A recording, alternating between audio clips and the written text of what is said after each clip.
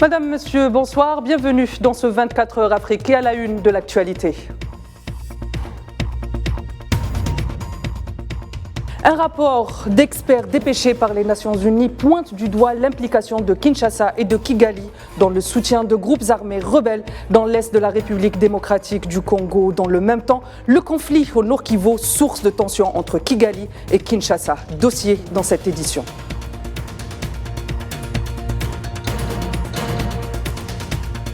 Fin des tensions entre le Mali et la Côte d'Ivoire. Un accord semble avoir été trouvé dans le cadre de l'affaire des 46 soldats ivoiriens détenus au Mali depuis 5 mois.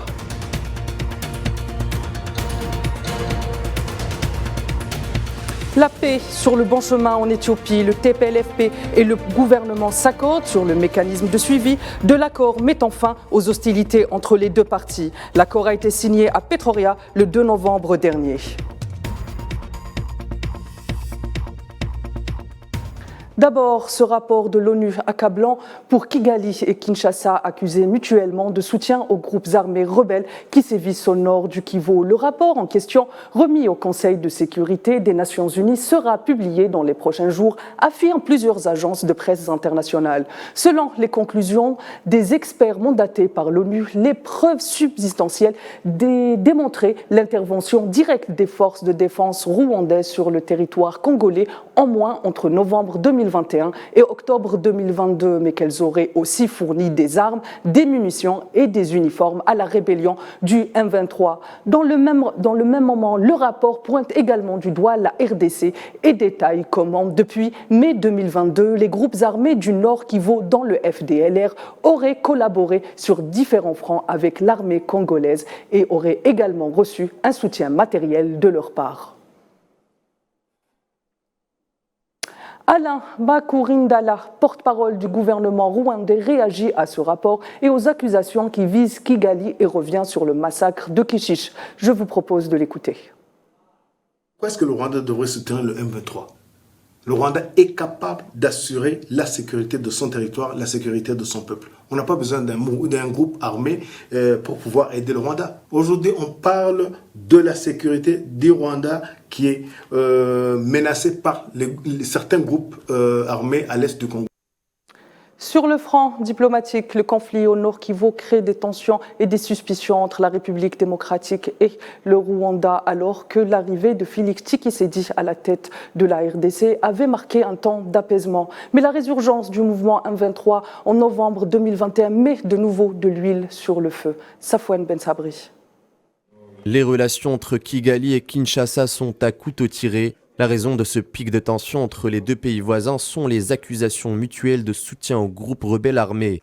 Quelques mois après la résurgence du mouvement rebelle M23 au nord de Kivu, plus précisément en novembre 2021 avec de violents combats dans les collines du Rutshuru, le président congolais Félix Tshisekedi accuse son voisin de soutenir la rébellion au nord du pays, en déclarant devant son conseil des ministres que la RDC fait face à une agression de la part du Rwanda, agissant sous couvert du M23. De son côté, le Rwanda rejette ces accusations du RDC et accuse le Congo de soutenir les FDLR, un groupe rebelle formé à l'est du Congo.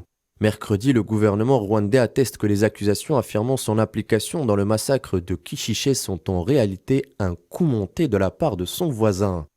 Lors du mini-sommet de Luanda sous l'égide du médiateur de l'Union africaine Joao Lorenzo, une feuille de route avait pourtant été adoptée pour apaiser les tensions entre les deux pays, une feuille de route refusée par le M23 qui n'a pas été convié à ce mini-sommet. Pour nombre d'observateurs, les tensions actuelles sont une métastase du génocide rwandais entre Hutus et Tutsis. D'ailleurs, les deux groupes armés rebelles M23 et FDLR appartiennent à ces deux ethnies. À cela s'ajoutent notamment les intérêts économiques, la région du Kivu étant une zone au sous-sol riche en minerais.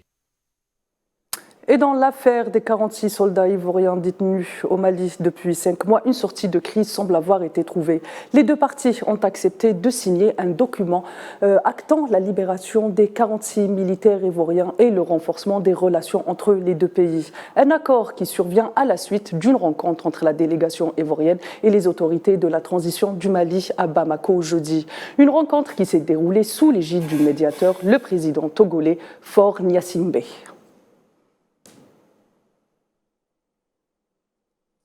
Téné Birahima Ouattara, ministre de la Défense ivoirien, s'est exprimé à l'issue de cette rencontre. On l'écoute. Il y a eu un malentendu entre la République du Mali et la République de Côte d'Ivoire il y a de cela quelques mois. Il était bon que nous puissions nous rencontrer pour en parler et c'est ce que nous avons fait avec nos frères maliens. Et le président Assimi Goïta nous a fait l'honneur de nous recevoir pour que je puisse lui transmettre les messages du président Ouattara. De son côté, Abdoulaye Diop, ministre malien des Affaires étrangères, s'est également exprimé à l'issue de la rencontre, affirmant en outre la profondeur des relations entre la Côte d'Ivoire et le Mali. Du président Ouattara, ce que nous venons de faire. Nous sommes dans cet exercice de discussion, de dialogue, parce que depuis le début, pour notre part Mali, le président de la transition, son Excellence le colonel Assimi Goïta, a indiqué que cet incident malheureux qui a rendu les relations difficiles entre le Mali et la Côte d'Ivoire, pour pouvoir les surmonter, nous privilégions toujours la voie du dialogue. Et au Mali, toujours, les ex-rebelles du nord du pays réunis au sein de la coordination des mouvements de l'Azawed ont annoncé dans un communiqué du cadre stratégique permanent la suspension de leur participation aux instances de suivi de l'accord d'Alger tant qu'une réunion d'urgence, je cite, avec le gouvernement malien en terrain neutre, je cite, n'est pas organisée. Direction l'Éthiopie à présent, où le gouvernement fédéral et le Front de libération du peuple dit Tigré s'accordent sur un mécanisme de suivi de l'accord de paix. Les discussions entre le gouvernement éthiopien et les rebelles du Tigré ont duré 2 jours et se sont déroulées à Nairobi. Les délégations des 2 camps se sont mises d'accord sur des termes de référence pour la mise en place d'un mécanisme de suivi et de vérification par la création d'un comité de suivi rassemblant des représentants des 2 camps ainsi que de l'autorité intergouvernementale pour le développement IGAD et de l'Union africaine. Par ailleurs, dans le cadre de l'accord de paix, Uhuru Kenyatta, en sa qualité de médiateur, est attendu en Éthiopie. Et le ministre sahraoui des Affaires étrangères, Mohamed Salem Ould Selek, s'est rendu à Addis Abeba, capitale éthiopienne, pour une visite officielle.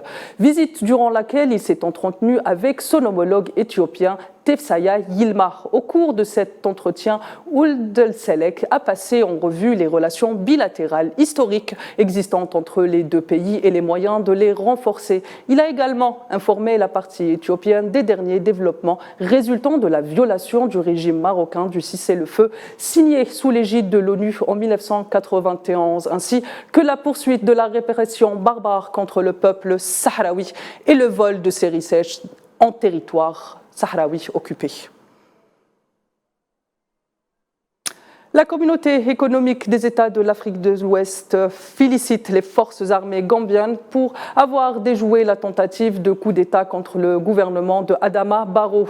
Le président de l'Union africaine, Macky Sall, a également fortement condamné cette tentative de coup d'État en écrivant sur sa page Twitter, je cite, « L'Union africaine rejette avec vigueur toute prise de pouvoir par les armes et reste solidaire avec le gouvernement gambien ». Fin de citation. De son côté, le gouvernement gambien affirme que l'enquête dans le cadre de cette affaire se poursuit. Mesdames, Messieurs, c'est la fin de ce 24 heures Afrique et l'info continue sur Al 24 News.